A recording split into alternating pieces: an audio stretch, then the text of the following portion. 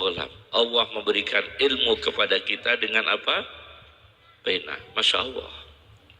Para kiai dulu mengaji dengan pena.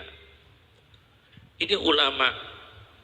Ki Khunen seorang alim yang mengatakan alim ayah saya sendiri. Karena Ki Khunen itu pernah beli kitab ke ayah saya pakai surat. Suratnya bahasa Arab. Ayah saya jual kitab. Ki Khunen beli kitab. Ingat saya kitab Mauhabah Dawil Fadl, yaitu karya Syekh Mahfud At-Turmusi. Ya. Dan Ki Khunen mengirimi surat ke ayah saya. Terus ayah saya bilang ke saya, ini suratnya orang berilmu ini. Bahasa Arabnya jelas bahasa orang yang berilmu. Itu pujian ayah saya kepada Kiai Khunen. Seperti Syekh Yasin Mekah, itu pernah cerita ke ayah saya, Syekh Yasin Mekah itu gurunya Mbah Maimun Sarang. Dengan abah saya itu sahabat. Syekh Yasin itu dengan abah saya, ya guru ya sahabat.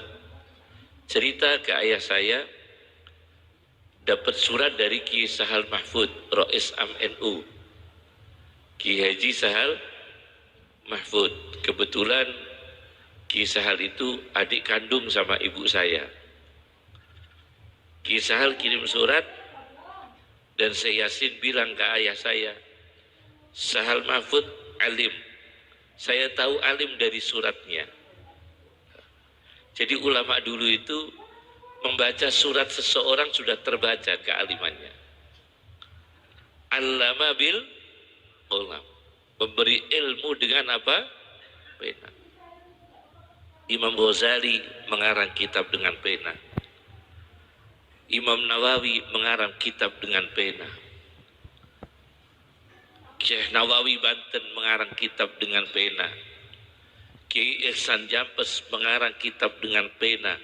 Banyak ilmu, kaya karamah. Kiai Abdul Hamid Pasuruan juga punya karya yang bagus sekali. Itu dengan pena juga. Allama bil qalam, mengarang dengan pena, memberikan ilmu dengan pena. Itulah para ulama. Dan karomah-karomahnya itu muncul. Ada karomah yang bentuk ilmu, disebut dengan karomah maknawiyah. Ada karomah yang kelihatan mata seperti bisa terbang, berjumpa dengan Nabi dan sebagainya. Itu namanya karomah hissiyah. Karomahnya para ulama dibagi menjadi dua. Ada karomahnya para ulama diberi ilmu laduni, diberi ilmu mengarang kitab, diberi ilmu menghafal kitab. Itu namanya karomah maknawiyah, tidak kelihatan mata. Ada karomahnya para ulama, kabul doanya, makbul doanya, luar biasa kekuatannya. Itu namanya karomah hissiyah. Dua-duanya ada pada diri ulama yang saleh. Dua-duanya ada pada diri ulama yang saleh.